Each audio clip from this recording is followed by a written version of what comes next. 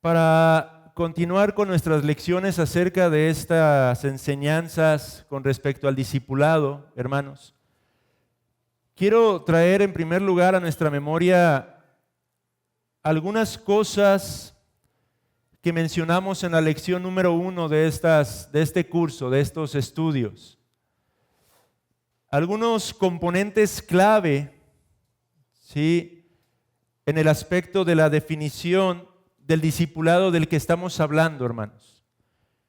Recordemos que estamos estudiando el discipulado no como una especie de curso formal apegado a algún tipo de currículum. Estamos hablando del discipulado como de un aspecto de la vida cristiana, un aspecto que cada cristiano debería de estar dispuesto a desarrollar en su día a día. Y en la lección número 1 mencionamos algunos de estos componentes claves. Dijimos que el discipulado bíblico del que estamos aprendiendo es un discipulado intencional y deliberado. No es algo meramente ocasional, no es algo espontáneo, es algo intencional y deliberado. Dijimos también en aquella ocasión que el discipulado bíblico es un discipulado relacional, que implica e involucra que realmente nos relacionemos con nuestros hermanos, más allá de una mera enseñanza intelectual que pretendamos ofrecer o proporcionar a nuestro hermano en Cristo. El discipulado bíblico tiene la intención de ser relacional, de que creemos vínculos, de que generemos esas amistades cercanas, que podamos aprender a llevar las cargas los unos de los otros a través de esta forma de instruirnos mutuamente. Dijimos también que el discipulado bíblico es amoroso. La base, el fundamento, la motivación, el contexto en el cual se lleva a cabo este discipulado es el amor de Cristo desbordándose en nosotros hacia los otros. Y también mencionamos en aquella ocasión que el discipulado bíblico implica entrenar en la palabra de Dios, entrenarnos en las Escrituras, instruirnos en el consejo divino, hermanos. Estos componentes clave son los que se encuentran detrás de este concepto que hemos estado estudiando a través ya de varias lecciones, hermanos. Hoy nos encontramos ya en la lección número 10, una lección que veremos una vez más en dos partes, una parte el día de hoy y la siguiente el próximo domingo, hermanos.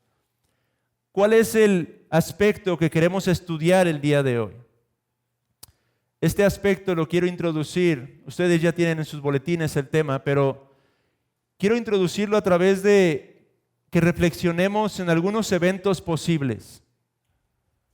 Supongamos, amados hermanos, que ustedes ya están, que espero que ya estén de alguna u otra manera poniendo en práctica todo esto, que ya están ayudando a algún hermano, a alguna hermana en Cristo a crecer en su entendimiento de las Escrituras, en su conocimiento de lo que implica la vida cristiana, hermanos. Pero supongamos que ese hermano a quien usted está discipulado, esa hermana a quien está discipulando, de pronto le llama por teléfono.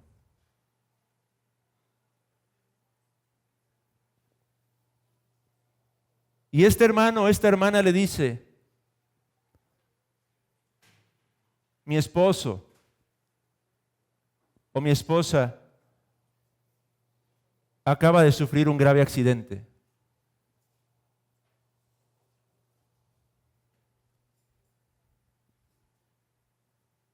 ¿Qué hacer? ¿Qué decir? ¿Cómo ayudar? O tal vez no solo sufrió un grave accidente, acaba de morir en ese accidente. El cónyuge, quizá un hijo.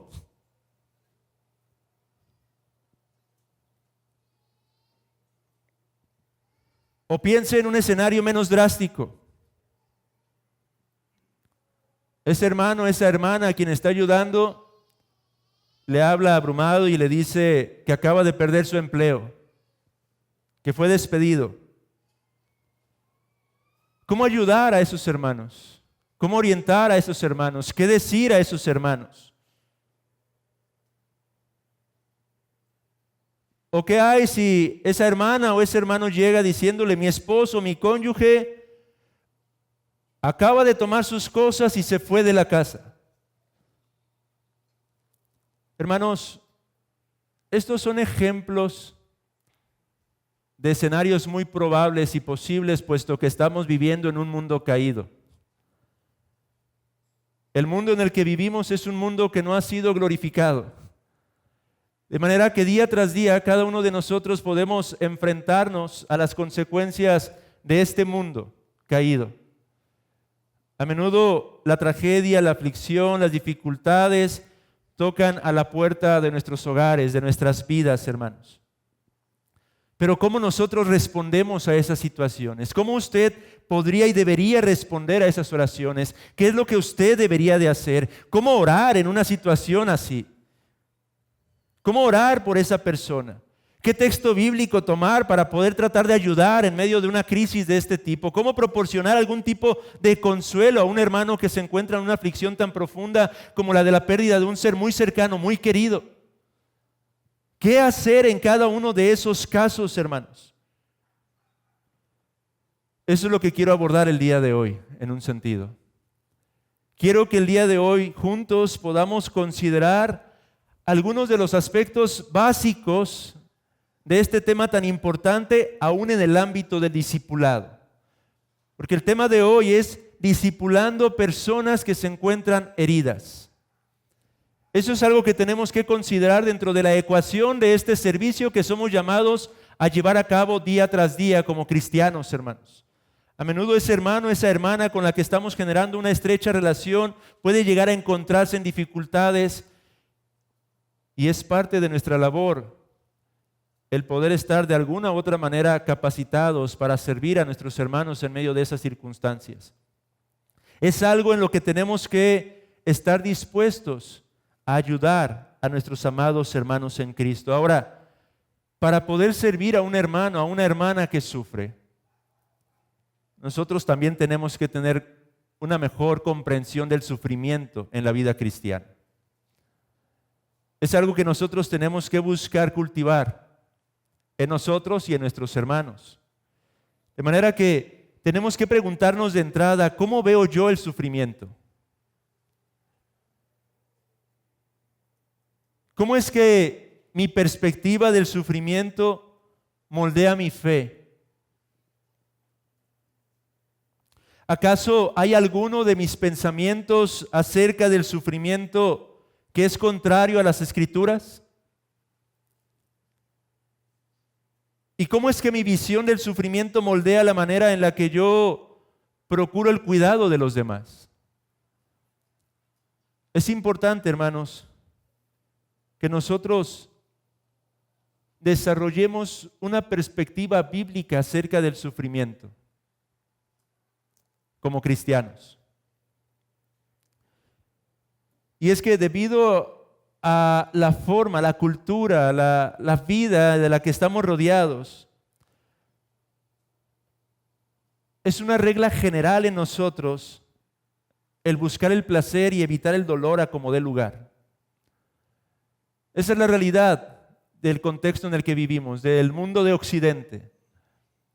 Estamos acostumbrados, instruidos, habituados, enseñados a buscar siempre el placer y a evitar a toda costa cualquier tipo de dolor.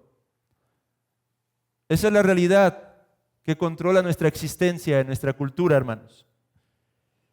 Sin embargo, hermanos, lo que encontramos en las Sagradas Escrituras es que Dios usa el sufrimiento para su propia gloria, para ayudarnos a crecer en intimidad con Él y de esa manera cultivar en nosotros un carácter más conforme al de Cristo. La Biblia nos presenta una perspectiva completamente distinta del sufrimiento del que solemos tener en este mundo, hermanos. Y eso es lo importante y lo vital en primer lugar, hermanos, que nosotros como cristianos sigamos creciendo en desarrollar un concepto bíblico acerca del sufrimiento para aquellos que ahora estamos en la persona de nuestro Señor y Salvador Jesucristo. Queremos ser capaces de servir y ayudar a nuestros hermanos a quienes estaremos discipulando eventualmente cuando haya algún tipo de dificultad o aflicción en sus vidas, y aún antes de ello tenemos que nosotros desarrollar un concepto bíblico entonces acerca de este aspecto que sí o sí va a formar parte de nuestras vidas y forma parte de nuestras vidas, hermanos. En el material que estamos empleando citan a John Piper con las siguientes palabras: debemos hablar de tal manera que hagamos que el sufrimiento parezca normal y útil, y que no es una sorpresa en este mundo caído. Los esfuerzos de la cultura occidental están casi todos diseñados para construir una cosmovisión opuesta a nuestra mente. Aumentar la comodidad, la facilidad y la seguridad, eliminar todas las decisiones que puedan traer incomodidad, problemas, dificultad, dolor o sufrimiento. Añade este esfuerzo cultural a nuestro deseo natural de gratificación inmediata y placer efímero, y el poder combinado para debilitar la satisfacción superior del alma en la gloria de Dios a través del sufrimiento es grande. Fin de la cita. Piper está diciendo cómo se conjuga la cultura con nuestra tendencia natural a estar tranquilos, a estar en paz, a estar cómodos, a rechazar todo tipo de dolor o aflicción. Y estas dos cosas se conjugan para debilitar la verdadera búsqueda de la satisfacción que es en la gloria del Señor, hermanos. Así que el día de hoy quisiera que viéramos 2 puntos solamente, porque no vamos a alcanzar a ver todo el material. En primer lugar, ¿qué dice la Biblia acerca del sufrimiento? Y en segundo lugar, ¿cuáles son los propósitos de Dios en el sufrimiento? Y en la próxima ocasión veremos la otra parte de esta lección, que tendríamos que responder a la pregunta: ¿cómo preparar a nuestros amigos a quienes discipulamos para el sufrimiento? Y cómo podemos ayudar a esos hermanos cuando los tiempos son difíciles. Así que el día de hoy simplemente veamos estos aspectos bíblicos. ¿Qué dice la Biblia acerca del sufrimiento? Ahora, hace algún tiempo, a través de Romanos 5, meditamos ya en esto nosotros por medio de un sermón. Pero vale la pena aún desarrollar algunos de los puntos que se mencionan en este estudio que estamos usando de 9 marcas, hermanos. ¿Qué dice la Biblia entonces acerca del sufrimiento? Bueno, en primer lugar, la Biblia, hermanos, es realista y honesta acerca del sufrimiento en este mundo caído. Las Escrituras, hermanos, no nos dibujan una imagen optimista de la vida cristiana, sino que es cruda, es directa acerca de las dificultades que cada uno de nosotros enfrentamos de este lado de la eternidad, en este mundo caído. Génesis capítulo 3, versículos 16 al 19, tras el pecado de nuestro primer padre, Adán, el Señor dijo a la mujer: multiplicaré en gran manera los dolores en tus preñeces, con dolor darás a luz los hijos, y tu deseo será para tu marido, y él se enseñoreará de ti. Y al hombre dijo: por cuanto obedeciste a la voz de tu mujer y comiste del árbol de que te mandé, diciendo: no comerás de él, maldita será la tierra por tu causa, con dolor comerás de ella todos los días de tu vida, espinos y cardos te producirá, y comerás plantas del campo. Con el sudor de tu rostro comerás el pan hasta que vuelvas a la tierra, porque de ella fuiste tomado, pues polvo eres y al polvo volverás. ¿Qué nos está describiendo ahí las Escrituras, hermanos? El cuadro de lo que vamos a enfrentar en este mundo caído. Las aflicciones que ciertamente tendremos que experimentar de alguna u otra manera en este mundo caído, hermanos. La Escritura no está maquillando las cosas. En el Nuevo Testamento, segunda carta de Pedro, capítulo 3.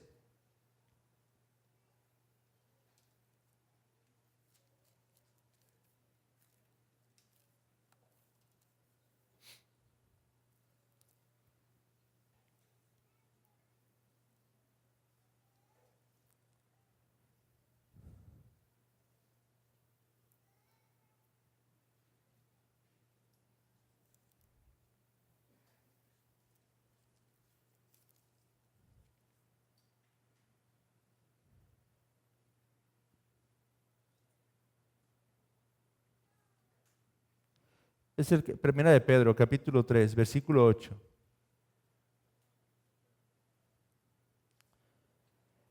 Pedro dice, finalmente sed todos de un mismo sentir, compasivos, amándoos fraternalmente, misericordiosos, amigables, no devolviendo mal por mal, ni maldición por maldición, sino por el contrario, bendiciendo, sabiendo que fuisteis llamados para que heredaseis bendición. Porque el que quiere amar la vida y ver días buenos, refrene su lengua de mal y sus labios no hablen engaño. Apártese del mal y haga el bien, busque la paz y sígala, porque los ojos del Señor están sobre los justos y sus oídos atentos a sus oraciones, pero el rostro del Señor está contra aquellos que hacen el mal. ¿Y quién es aquel que os podrá hacer daño si vosotros seguís el bien? Mas también, si alguna cosa padecéis por causa de la justicia, bienaventurados sois. Por tanto, no os amedrentéis por temor de ellos, ni os conturbéis, sino santificad a Dios el Señor en vuestros corazones y estad siempre preparados para presentar defensa con mansedumbre y reverencia ante todo el que os demande razón de la esperanza que hay en vosotros, teniendo buena conciencia, para que en lo que murmuran de vosotros como de malhechores sean avergonzados los que calumnian vuestra buena conducta en Cristo, porque mejor es que padezcáis haciendo el bien, si la voluntad de Dios así lo quiere, que haciendo el mal. Y sigue hablando el apóstol Pedro acerca de la realidad de la vida cristiana como una en la que tenemos que enfrentar padecimientos. Hay opciones, podemos padecer a causa de Cristo, podemos padecer a causa de nuestra maldad, pero vamos a padecer. El padecimiento forma parte de la vida cristiana, es lo que está enseñando las Sagradas Escrituras. Capítulo 4, versículo 12 al 19 también habla acerca de esta realidad. Amados, no os sorprendáis del fuego de prueba que os ha sobrevenido como si alguna cosa extraña os aconteciese. Pedro dice, no se maravillen, no se sorprendan de que de pronto vengan pruebas, de que vengan luchas. Es parte de la realidad que tenemos que enfrentar.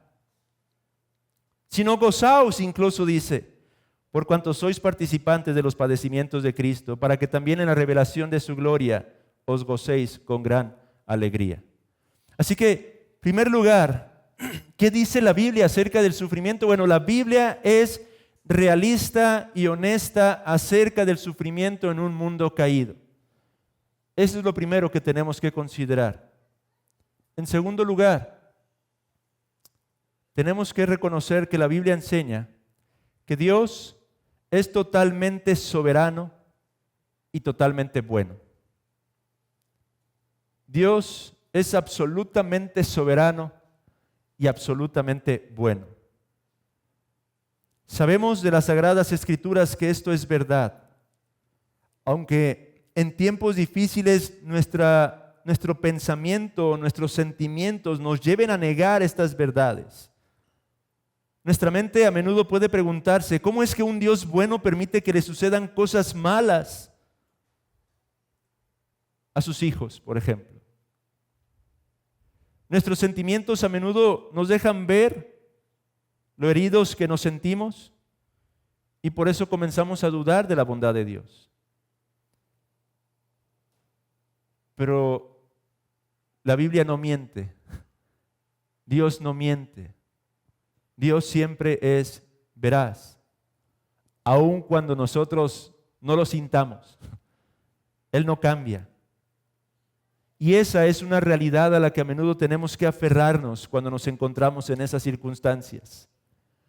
Quizá uno no lo pueda entender, uno no lo pueda vincular con sus sentimientos, con sus emociones, pero tenemos que aferrarnos a la verdad de que Dios es absolutamente soberano y bueno. Esto en lugar de negar a Dios. En lugar de hacer eso, tenemos que clamar a Dios.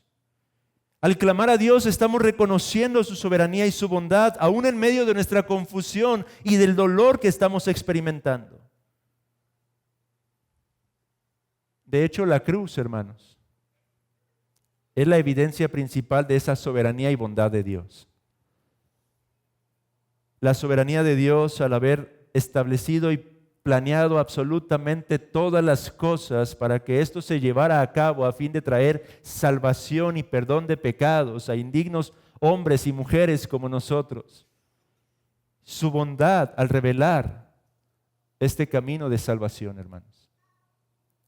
Pero estas son dos verdades que también tenemos que considerar en la ecuación acerca del tema del sufrimiento en nuestras vidas.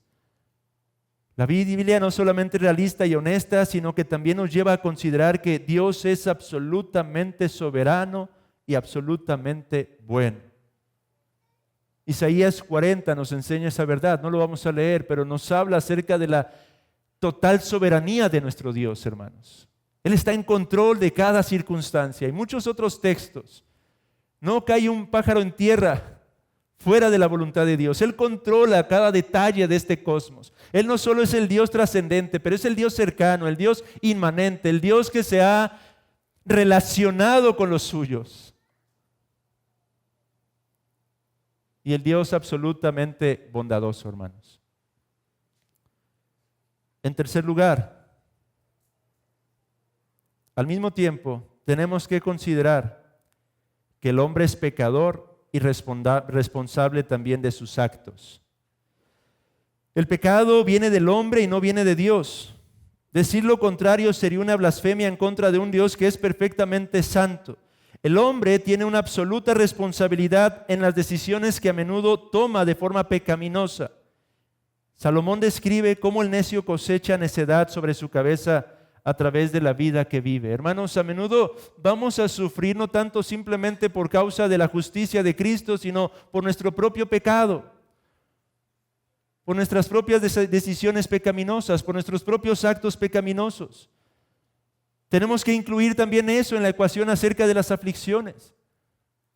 A menudo el sufrimiento no viene a nuestras puertas como resultado de la obra soberana de Dios que quiere trabajar en nuestros corazones, sino como resultado de nuestras muchas decisiones erradas que hemos estado tomando a través de no un día, 2 días, sino semanas, meses, quizá años.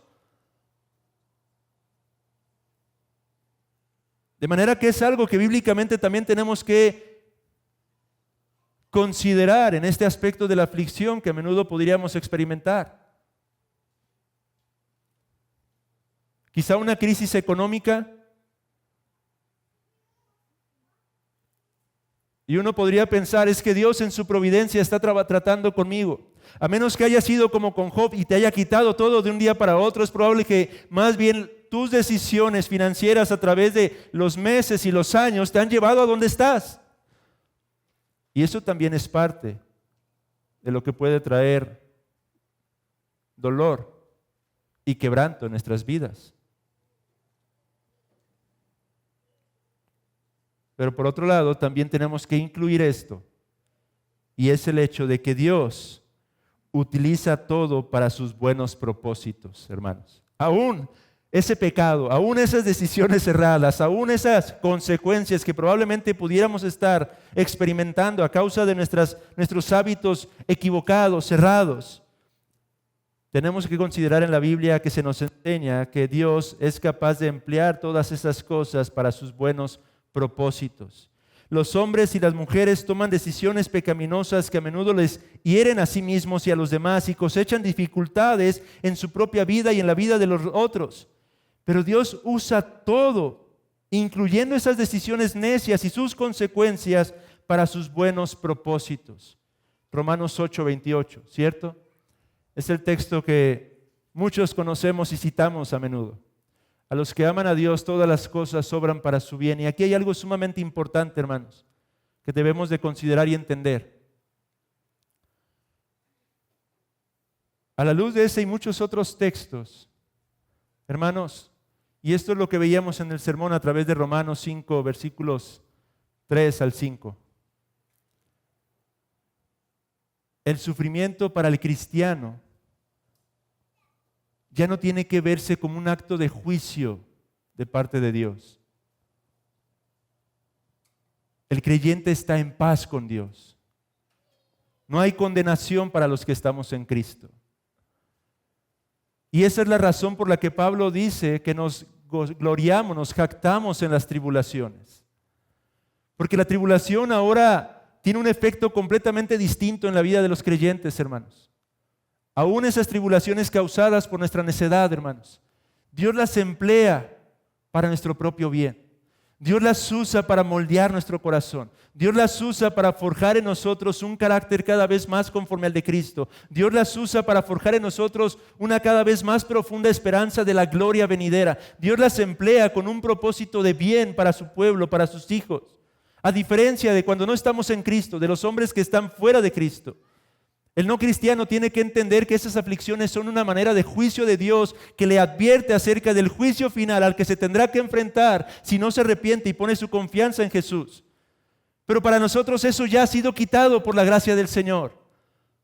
Por eso es que Romanos 8 puede enseñarnos que a los que amamos a Dios todas las cosas obran para nuestro bien, porque Dios sufrió ya el juicio, el castigo, la ira de Dios por nosotros. Lo hizo en nuestro lugar. De manera que ahora lo único que queda es que el Señor emplea todo eso para madurarnos, para ayudarnos a crecer, para cultivar en nosotros un cada vez más excelente y eterno peso de su gloria, hermanos. Eso también tenemos que recordarlo al momento de hablar acerca de la aflicción con nuestros hermanos. Y en último lugar, faltan dos.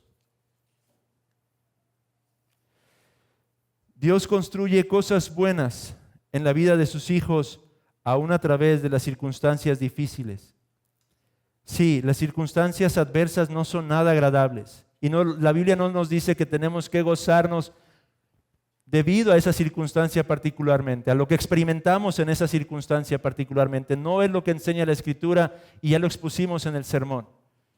De lo que nos jactamos es de lo que entendemos y sabemos que puede producir esa circunstancia adversa en nuestras vidas. El dolor es real y no es placentero. En consecuencia, las personas muchas veces interpretan el sufrimiento como un castigo de Dios. Sin embargo, la Escritura dice Dios que usa el sufrimiento para formar y moldear a sus hijos. No debemos desanimarnos porque nuestro sufrimiento es el que produce fruto apacible de justicia a los que en ella hemos sido ejercitados. Esto es tan importante, hermanos. Personalmente, en consejería me he encontrado con hermanos que sufren y a menudo tienden a pensar que Dios los está castigando por algo.